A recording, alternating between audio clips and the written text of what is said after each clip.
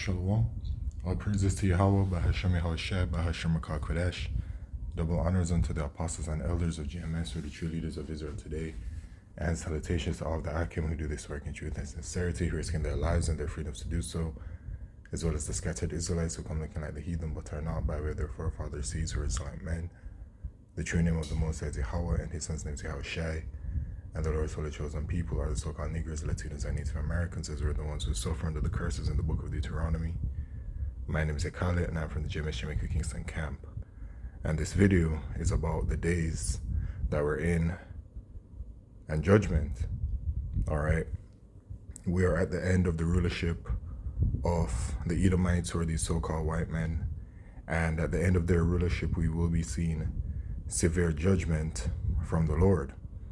All right, the collapse of Esau's kingdom means a judgment like never before upon the earth. All right, a very severe judgment upon the nation of Israel, you Negroes, Latinos, and Native Americans, and judgments for the heathen. All right, that will continue into the 1,000-year period that is to come, where the heathen will have to serve their captivity. All right, everybody's going to be judged. In America, which is Mr. Babylon the Great, many people will be judged. All right, America is going to be destroyed by thermonuclear fire, and only the elect of the nation of Israel will be delivered from that judgment, which means that a portion of our people, which are the 2/3, as it speaks about in the book of Zechariah, shall be cut off and die, but only the third shall be saved. So 1/3 of our people from America will be saved, but everybody else that is there, the wicked of our people that won't receive salvation, and the heathen, well, they don't have no chance for salvation, so they're just gonna eat judgment, man. Okay, by way of thermonuclear fire. So we're in that period, and leading up to that judgment by way of fire, we have many things to come. Okay, and of course, the mark of the beast prophecy, which is a mark chip, is a theme that we look towards right now. All right, Esau Edom has been developing it very rapidly with their central bank digital currency system, their digital identification systems, etc. And that system is being built. And while that system is being built, you can see that all around the world that there is chaos building up at varying levels. But the chaos around the world is increasing, and that's a sign of the end. This is the book of Matthew chapter 24 and verse 6. And ye shall hear of wars and rumors of wars. Say that ye be not troubled, for all these things must come to pass, but the end is not yet. All right. And this is something that has occurred. Wars and rumors of wars, hearing about it. Okay. Always hearing about World War III, which World War III is a part of biblical prophecy. All right, so you are hearing about it continuously through various media outlets for several years about this World War III. All right, that's all through the Spirit, because it is something that is coming. Okay, World War III will come, the War of Armageddon, and from however that occurs to the end of it will then lead to the ICBM missiles being shot at America. Okay, by way of her enemies as well as her allies who shoot missiles at her. Revelation chapter 17 verse 16. Okay, so verse 7 says, for nation shall rise against nation, and kingdom against kingdom, and there shall be famines and pestilences and earthquakes in diverse places. All right, so all these shall happen, and we've seen the earthquakes. That's a sign of the end in diverse places. In 2 Ezra chapter 9, it lets you know to measure the time diligently, and then when you see certain signs, then you will know that it is the same time that the Most High will begin to visit the world which he made, right? So that's what's happening right now. The world is being visited. It has been being visited. You know what I'm saying? Judgment is occurring every single day, every single second. But it's going to get to a level that is extreme. It's going to get to a level that people have never experienced before. You know what I'm saying? Like people live their lives and they experience judgment, see judgment around them, but they haven't seen or experienced it on a certain level. And that level is coming because, it says that it's the time of Jacob's trouble in Jeremiah chapter 30, right? It's a time like never before upon a nation, us, the Israelites. And we have gone through extremely horrible things. And this time that is coming is going to be even worse. So could you imagine how it's really going to be? Personally, I can't imagine it because I don't think I have the imagination to really, fathom what's coming. And that's why it's simply just going to have to be wisdom and knowledge shall be the stability of thy times and strength of salvation, right? In those days, the elect of the nation of Israel, Lord willing, I'm a part of that number, will simply just have faith in Yahweh Shemishai, and whatever occurs, whatever happens, however things look, you know what I'm saying? No matter how dire the situation, the elect will simply just believe in and trust in Yahweh Shemishai to be delivered out of those situations. That's how bad it's going to be. All right.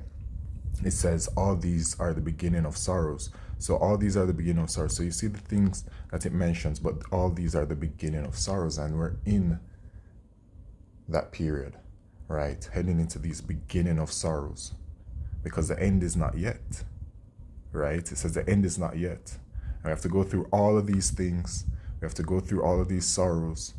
We have to go through the hour of temptation where you're faced with taking the microchip, which is the mark of the beast. We have to go through all of these things, right? And so you see it ramping up on at certain levels. Over there in Haiti, there's a very serious situation going on over there, right? In Haiti, if you just Google Haiti, go to news, fear and chaos awaken, Haitian migrants forced over border. BBC, CNN is reporting this. Haiti's Prime Minister Ariel Henry resigns as law and order collapses. The president or prime minister, whatever it is over there in Haiti. Well, just said it, prime minister, so yeah. But he resigned from the position. That's how deadly it is, right? It's not being in these types of positions aren't going to be favorable in the days that are coming when there is civil unrest, right? And that's what's happening over there in Haiti. Haiti's top gang leader threatens politicians as fires break out in capital, right? Guns and weapons trafficked from U.S. fueling Haiti gang violence. Haiti's prime minister resigns from the JIS, Jamaica Information Service. And so all this that's going on in Haiti, apparently Jamaica wants to dabble in the situation over there, which, it's looking to be something that would pan out to be quite catastrophic. A catastrophic decision for Jamaica to intervene. But, certain things are in the works in regards to whatever that is going on the wicked end. So they're doing their thing, but, here it is, the screenshot, it says, crisis in the Caribbean reported by CNN.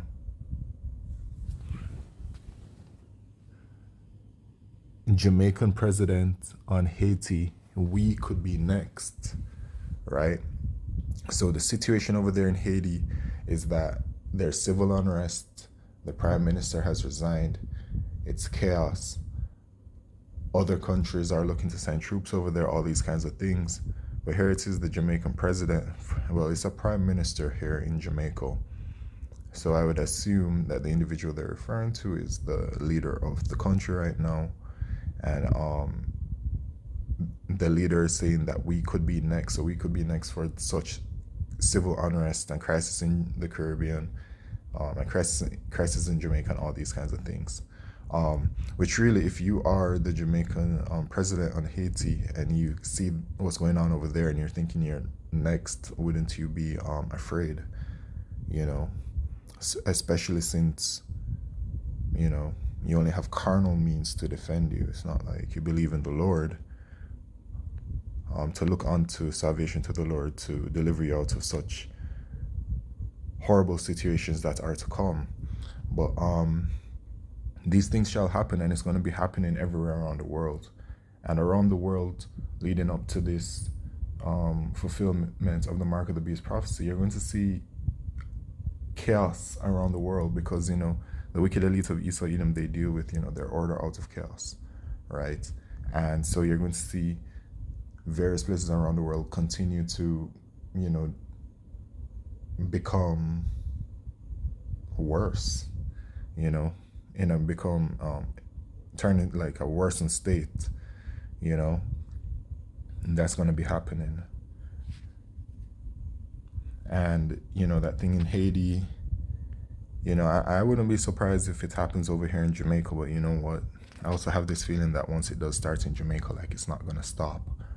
So once that train starts, it's just going to keep going and going, and then it will eventually lead to like famine, and then you can see like how from like famine or whatever, how things can really start to become bad. But that's just a prediction.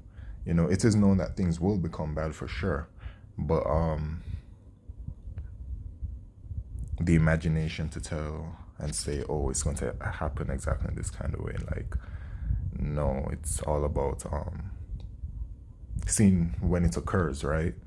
Because we only know what's going to happen. We don't have like a lot of things to fill it in. Second is just chapter 15 and verse 5. It says, behold, saith the Lord, I'll bring plagues upon the world, the sword, famine, death, and destruction. So these things are coming, right? And these are coming, it will be occurring in the sorrows, that time of sorrows that we're heading into. And so this whole situation in Haiti, then potentially occurring in Jamaica, it says in verse 14, woe to the world and them that dwell therein, for the sword and their destruction draweth nigh, and one people shall stand up and fight against another, and swords in their hands. For there shall be sedition among men, and invading one another. They shall not regard their kings nor princes, and the course of their action shall stand in their power. So sedition among men, all right, civil unrest, all right. They're not going to be listening to their kings nor princes, which means that they will not be listening to those in charge, the rulers, whoever has the titles to make whatever decrees, right? The people aren't going to be listening to them anymore, especially when there's turmoil and chaos and famine, right? People not going to care. Okay, over there in Haiti, they don't care, right? And imagine the spirit of Benjamin when it gets, you know, riled up. I can only imagine, because they dark out here. You know what I'm saying? I'm not talking about skin color. I'm talking about like the spirit. They really dark. You know, a lot of them, you can see that just the wrong situation and their head will just chip and go to a very dark side. All right. A man shall desire to go into a city and shall not be able. So of course, that's going to be the quarantine, martial law type of thing, where they'll say you just can't leave the city for whatever reason. Maybe it's unsafe, they'll claim, or whatever the situation is. For because of their pride, the city shall be troubled, and the houses shall be destroyed, and men shall be afraid. A man shall have no pity upon his neighbor, but shall destroy their houses with the sword, and spoil their goods because of the lack of bread and for great tribulation. Right, and that's that famine, which is really what will get a lot of people out, because our people can tolerate a lot of things. Hurricanes, earthquakes, you know what I'm saying? But and still find joy and happiness out of such calamities. But famine will really set them right in regards to feeling that pain and judgment. But yeah, man, this is what's going on, and things are just going to be getting worse as time progresses. And yeah, that's it.